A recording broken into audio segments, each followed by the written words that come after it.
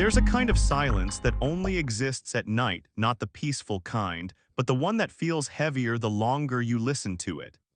It settles over empty streets and sleeping houses where headlights sweep across mailboxes and porch steps like searchlights through still water. The air feels colder then, sharper, like it's paying attention. And if you've ever driven alone after midnight, you know that strange calm, the hum of your tires, the rhythm of the blinker, the sound of nothing else moving in the world.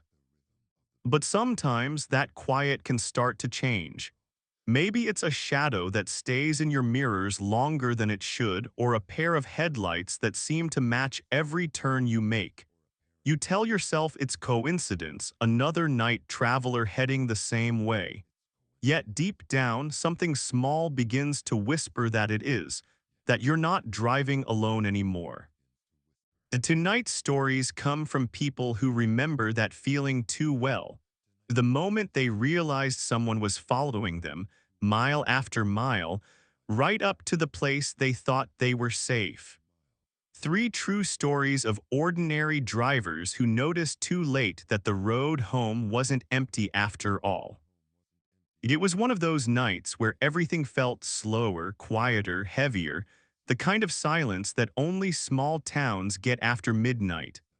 I was driving home from a double shift at the hospital, exhausted enough that the road felt like it was moving for me. The world outside the windshield was dark, just the faint glow of distant porch lights and the steady hum of tires over worn asphalt. Route 28 was a straight shot home, no turns, no stops, just a long ribbon of two-lane road cutting through fields and trees. I'd taken it every night for years.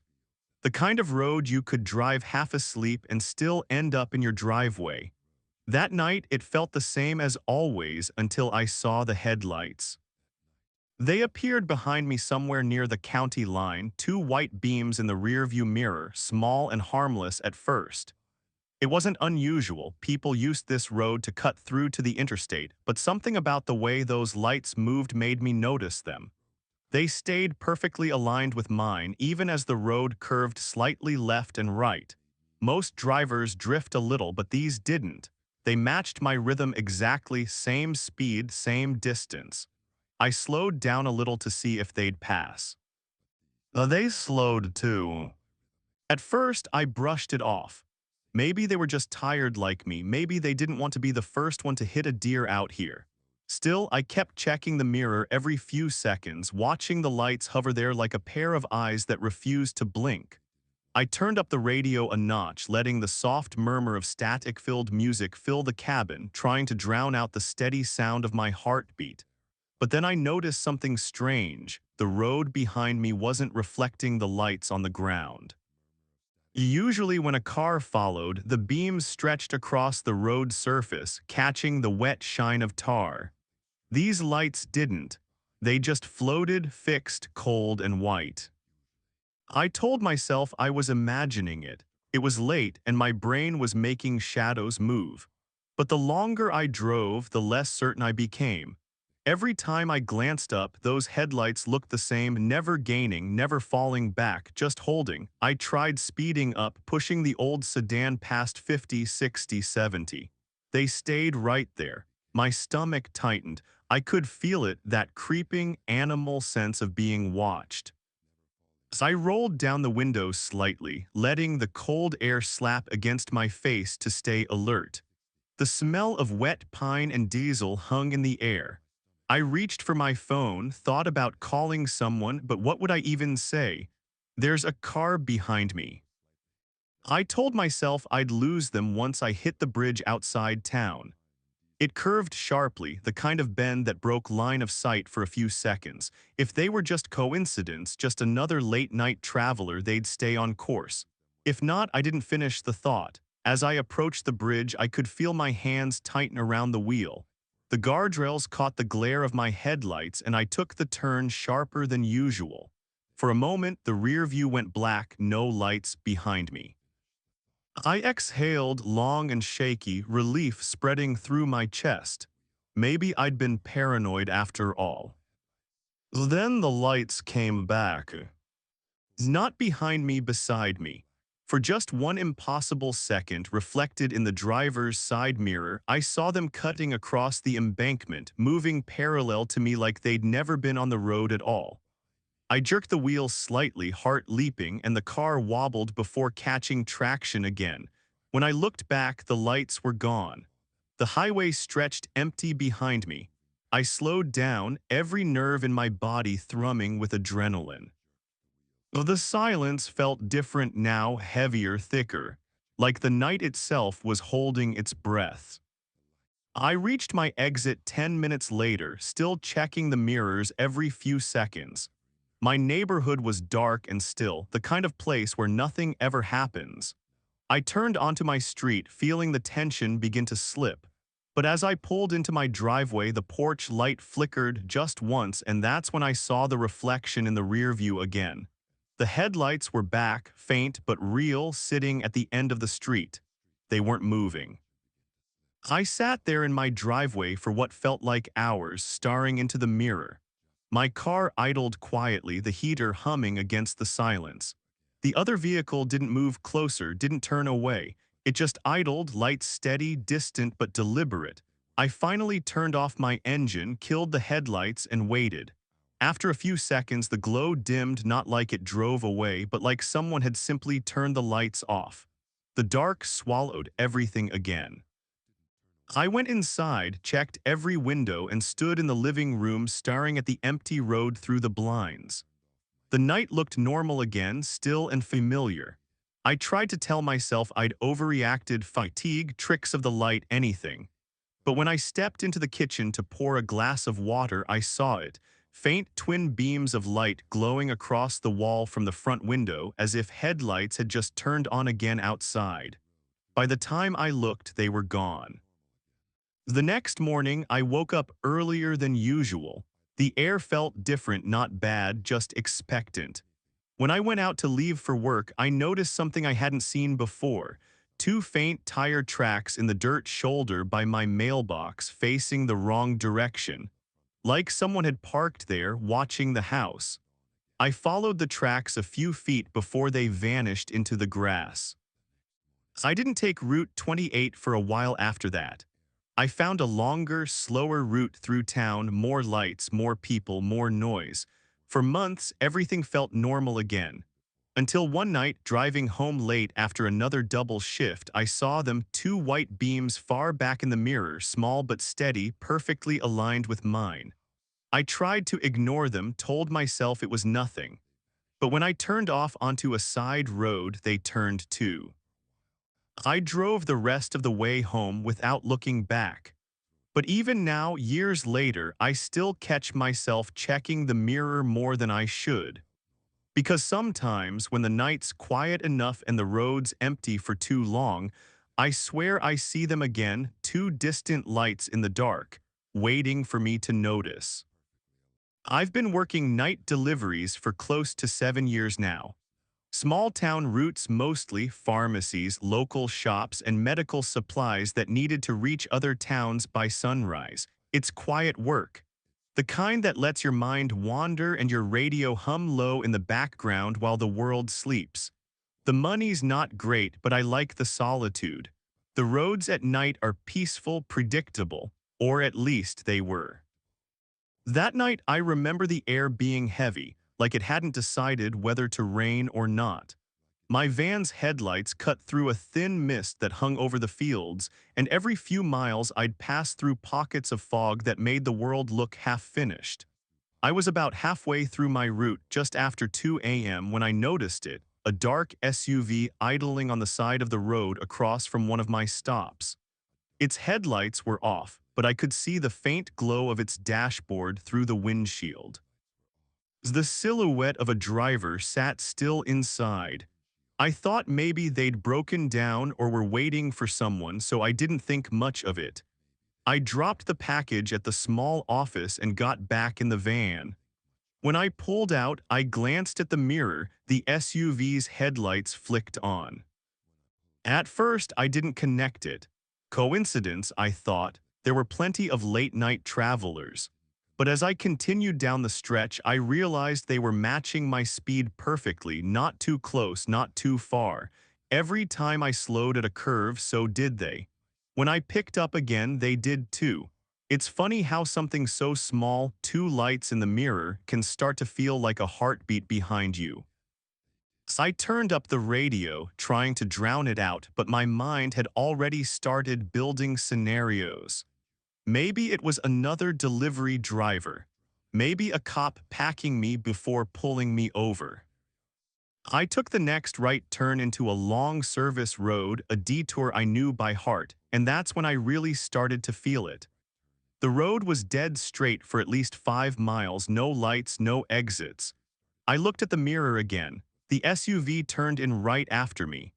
The glow of its headlights shimmered faintly on the fog, close enough that I could see its shape more clearly now, big, boxy, no visible plates on the front. As I pressed down slightly on the accelerator, trying not to seem panicked, but the van's old suspension rattled every time I hit a bump. I could feel sweat start to build under my collar despite the cold air.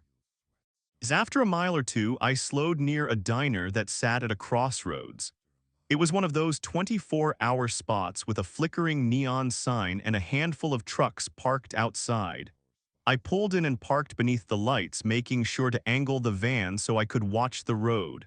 The SUV slowed too. I saw its headlights dim, but it didn't turn in. It kept rolling until it disappeared past the curve. I sat there for a minute, breathing, trying to decide if I'd overreacted. The diner looked empty, but there was a waitress inside wiping down the counter. I figured I'd grab a coffee, give whoever it was time to get far ahead. Inside, it smelled like burnt oil and old vinyl. The waitress was kind, older, with tired eyes. She poured me coffee without asking. I must have looked rattled because she gave me that sympathetic half-smile people reserve for strangers having a rough night. I told her I thought someone was following me. She nodded slowly, not surprised, like she'd heard it before.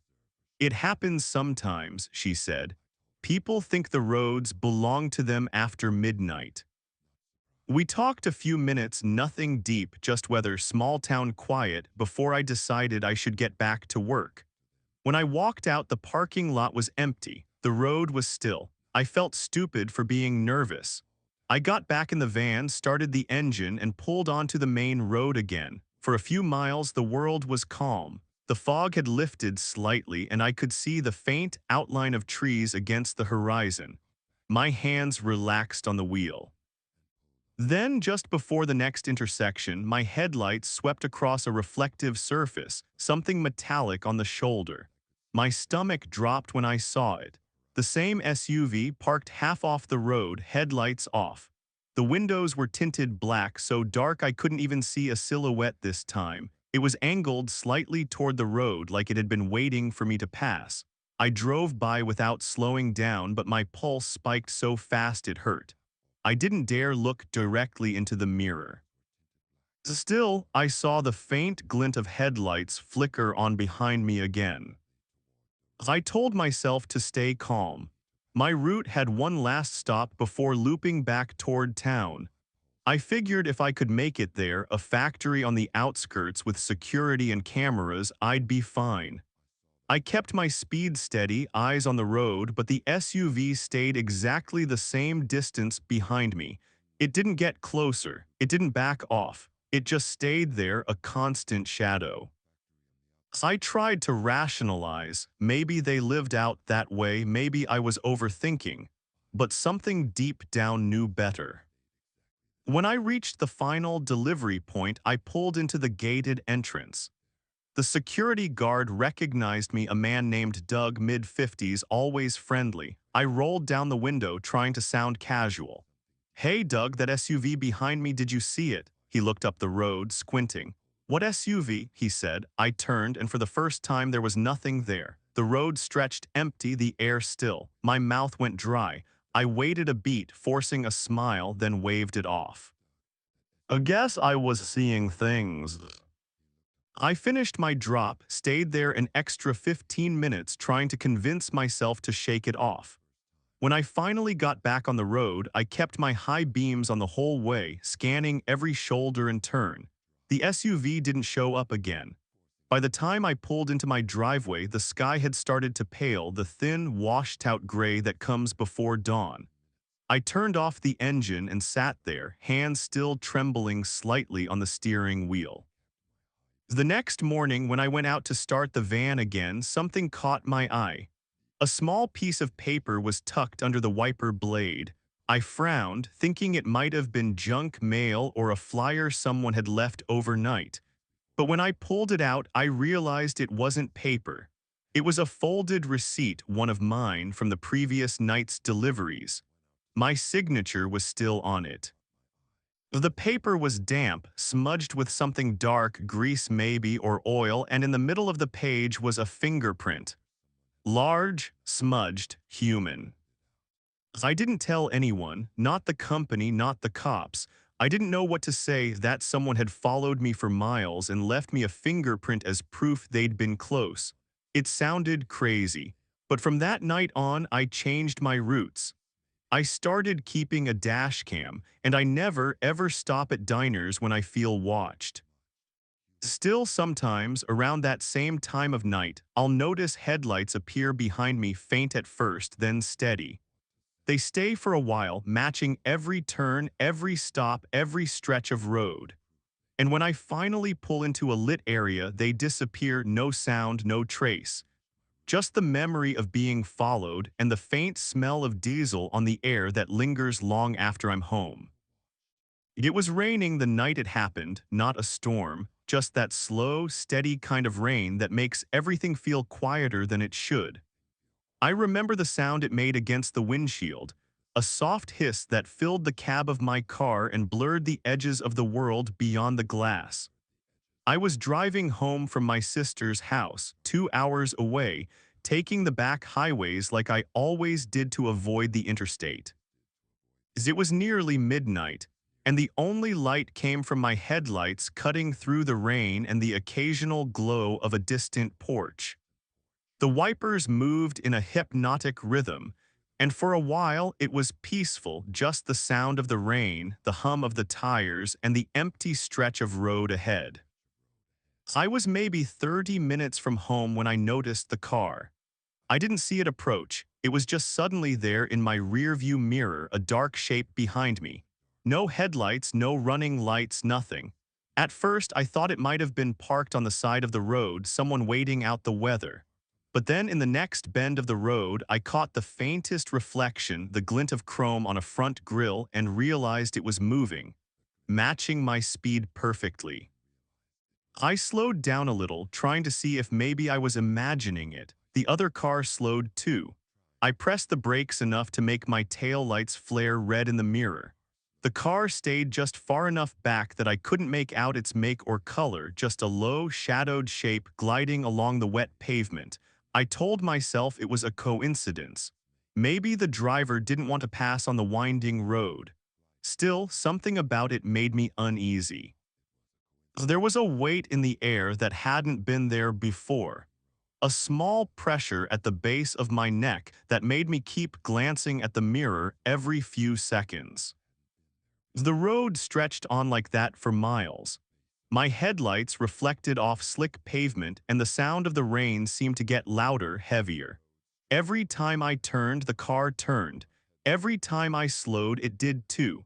The rhythm became unsettling, like I was dancing with something that refused to show its face. I flipped my radio off so I could listen, and in the silence, I could hear the faint squeal of tires behind me whenever the road curved. I remember gripping the wheel tighter, trying to stay rational, telling myself I was just tired and paranoid. Then I saw it.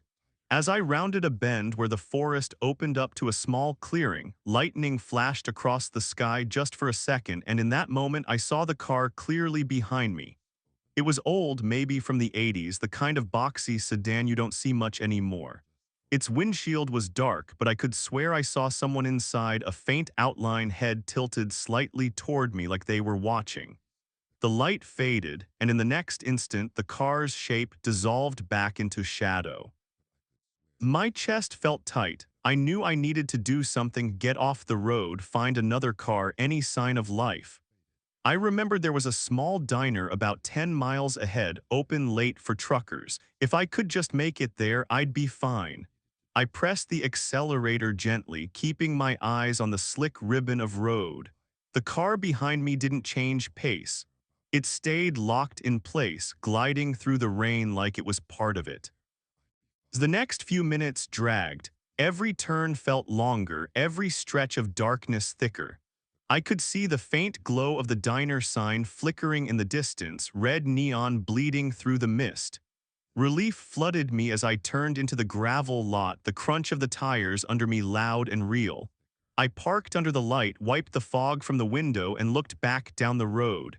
It was empty, no headlights, no car. I sat there for a moment, waiting for the adrenaline to fade. My hands were trembling slightly, the kind of shaking you get when the danger's past but your body hasn't figured it out yet. I got out, the air cold and damp against my skin, and walked toward the diner door. Inside, it was warm and quiet. The smell of coffee and fried food filled the air. A single waitress stood behind the counter, flipping through a magazine. I sat down, ordered a coffee, and tried to laugh at myself. Maybe it had been nothing, just someone who turned off onto another road when I wasn't looking. I stayed there for about 20 minutes, sipping the coffee slowly, watching the rain outside ease into a drizzle. When I finally got back into my car, the world felt normal again. I started the engine, turned onto the highway, and told myself I'd forget it by morning. But about 5 minutes later, as I passed under the next streetlight, I saw something that made my stomach drop. Parked on the shoulder, half hidden in the trees, was the same car. Dark, old, unmarked, sitting still with its lights off. I didn't slow down this time. I pressed my foot down and kept driving, heart hammering against my ribs. The car stayed where it was, at least for a while. I checked the mirrors constantly, but the road behind me stayed black. Eventually, I pulled into my neighborhood, the familiar lights of home washing over me like a blessing. My driveway never looked so good. I parked, sat for a few seconds to steady my breathing, then went inside without looking back. Sleep didn't come easily. Every sound outside, the creak of the gutters, the distant roll of thunder, made me twitch. Around 3 a.m., I finally got up and peeked through the curtains just to calm myself down. The street was empty, wet from the rain, quiet. I closed the blinds and tried again to sleep. But before I did, I thought I heard something, a faint, low hum, like an idling engine somewhere far away. The next morning, I found muddy tire tracks across the front of my driveway. They weren't from my car, they were wider, older. The tread pattern was faint, uneven. I followed them out to the street, but they stopped right in front of my house, as if whoever left them had sat there for a while before pulling away. I reported it a few days later, mostly to ease my own mind. The officer who came out was polite but dismissive. Probably a coincidence, he said. Someone waiting for the rain to stop, maybe. But when I mentioned the car's lack of headlights, his expression changed slightly. He told me there been reports over the past few months, people driving alone at night, noticing an old car following them with no lights, always disappearing before anyone could get a good look. That was months ago. I changed my routine after that, started leaving earlier, avoiding the back roads entirely. But sometimes on quiet nights, I'll still find myself glancing into the rearview mirror more than I should. And once, not long ago, while driving home from a late shift, I saw it again. Not close, just a faint, dark shape in the distance, coasting behind me without a sound. I turned off the road, circled back through town, and when I looked again, it was gone. Now, whenever I drive after dark, I keep my high beams on a little longer than necessary, just to make sure there's nothing sitting in the shadows. Because sometimes, when the rain falls and the roads are empty, the night reflects back more than headlights.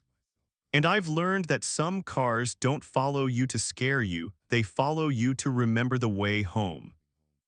Night driving has always been a strange kind of solitude, miles of empty road, headlights tracing invisible paths through the dark, and the quiet hum of the engine that feels almost like breathing. But every driver who's spent enough time alone out there knows that stillness has a pulse. Sometimes it's just the echo of your own thoughts, and sometimes it's something else, something that keeps pace behind you, matching every turn, waiting for you to notice. Maybe that's the real reason we fear what follows us at night.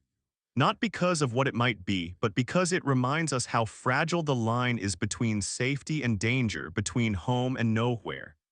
It's in that small space, the reflection in the mirror, the flicker of lights that won't fall away, where our imagination meets the truth.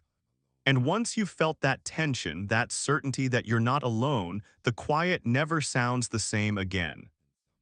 If you've made it this far, maybe part of you understands that strange comfort in hearing what others have seen when the world goes silent. We share these stories not to scare, but to remember that even in the dark, we're connected by what we fear. So keep your eyes steady on the road, your doors locked, and your mirrors clean. And when the night feels too still, listen not for the sound of an engine, but for the silence that comes right before it. Until next time, drive safe and sleep lightly.